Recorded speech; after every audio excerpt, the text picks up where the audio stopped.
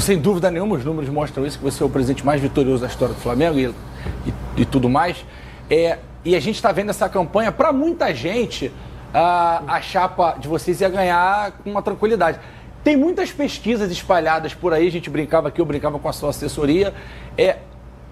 Como é que vocês estão olhando para essa situação agora? Do presidente mais vitorioso, da gestão mais vitoriosa, tendo que, de repente, nessa reta final de campanha, dividir um pouco desse protagonismo da eleição com outras chapas?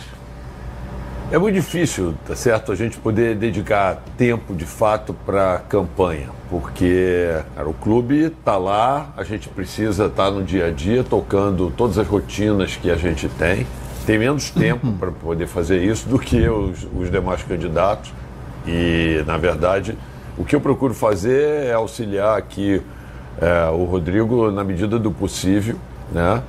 Mas, assim, a gente, em relação às pesquisas que você está falando, a gente acredita que, e tem a expectativa de que, no final das contas, quer dizer, os sócios venham, vamos dizer assim, a referendar esse trabalho que vem sendo feito já há 5 anos e quase 10 meses, e que teve no Rodrigo, vamos dizer assim, um grande parceiro de primeira hora, a pessoa que estava ao meu lado o tempo todo, quem participou, vamos dizer assim, das grandes decisões, em todos esses pilares que ele falou e que levaram o Flamengo da condição que a gente pegou em 2018 até a situação que a gente está hoje, em 2024. Né?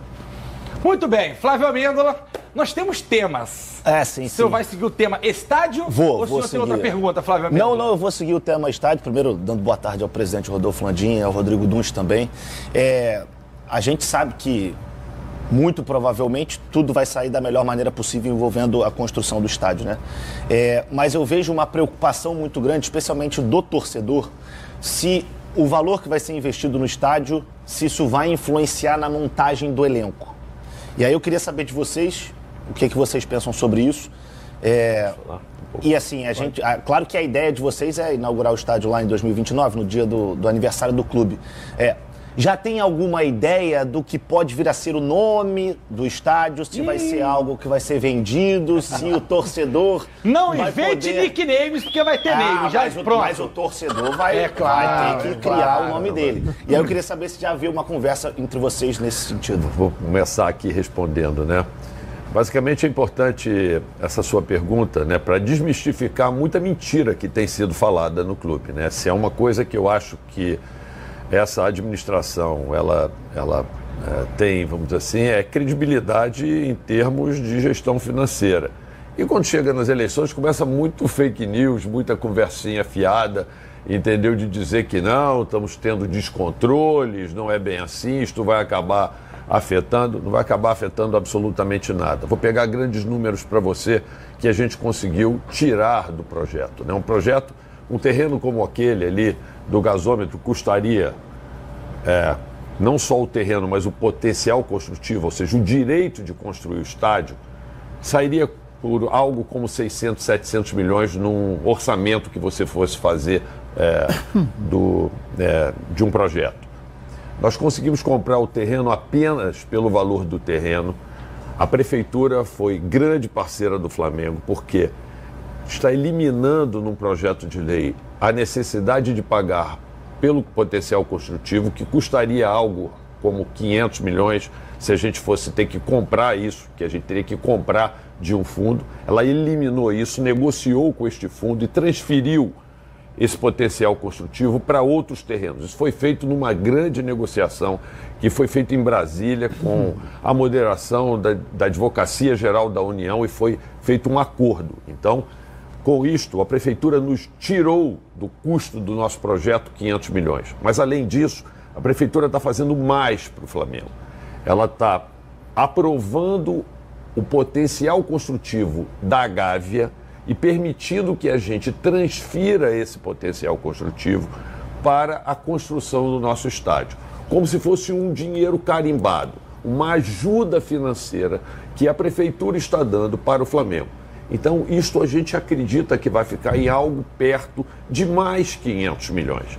Então, assim, do orçamento inicial do nosso projeto, quando nós levamos esse assunto para aprovação no Conselho Deliberativo, de lá para cá, nós já melhoramos o estádio em R$1 bilhão aproximadamente. 500 milhões que a gente deixa de pagar e 500 milhões que a gente vai ganhar.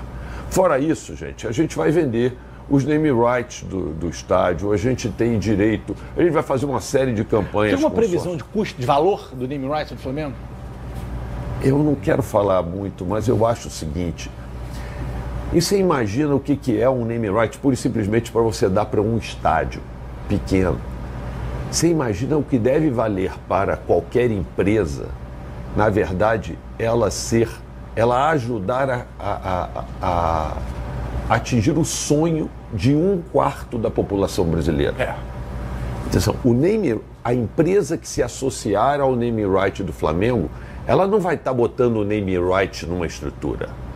Ela vai ser a empresa que vai estar ajudando a viabilizar o sonho de 1/4 da população brasileira. E aí, se você me permite, até pelas pesquisas que eu vejo, a gente vê a torcida do Corinthians, que tem muita gente muito densa, em São Paulo. A do Flamengo é a mais capilar de todas. O Flamengo é espalhado pelo Brasil inteiro, o que ajuda ainda mais. Não, assim, as pessoas tentam vender o medo, né? As mesmas pessoas que trabalharam contra esse projeto do estádio próprio.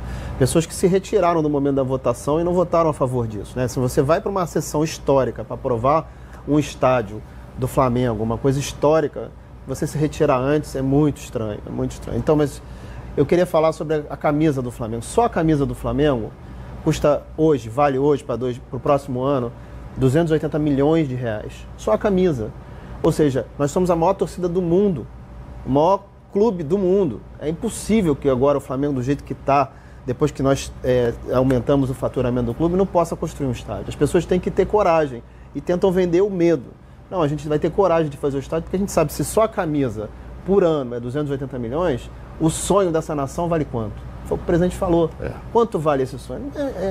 É muito tranquilo. Só queria acrescentar mais uma coisa, Flávio. O Maracanã, a gente adora o Maracanã, assinamos agora o direito de usar o Maracanã, ser o concessionário do Maracanã por mais 20 anos em parceria com o Fluminense. Mas o Maracanã é um estádio muito caro de ser operado.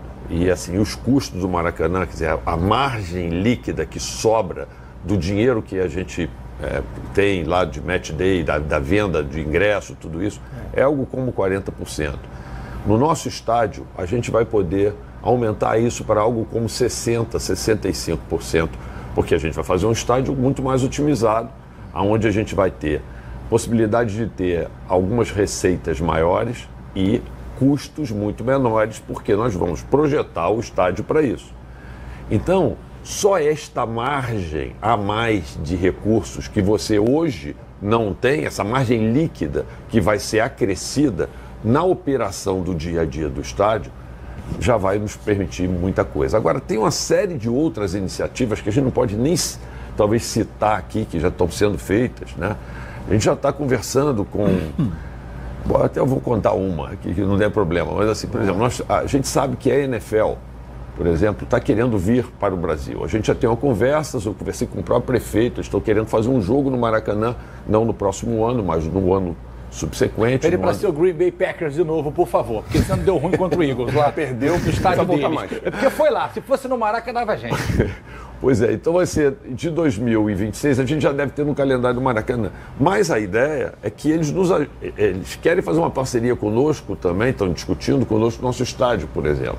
Já discuti. Aí, claro que isso vai ter que ser levado em conta no tamanho dos vestiários, porque são muito mais jogadores e tudo isso. Mas, no caso do estádio do Tottenham, por exemplo, e no qual eles fizeram essa parceria, boa parte do estádio foi paga com recursos da NFL para jogar um jogo por ano lá.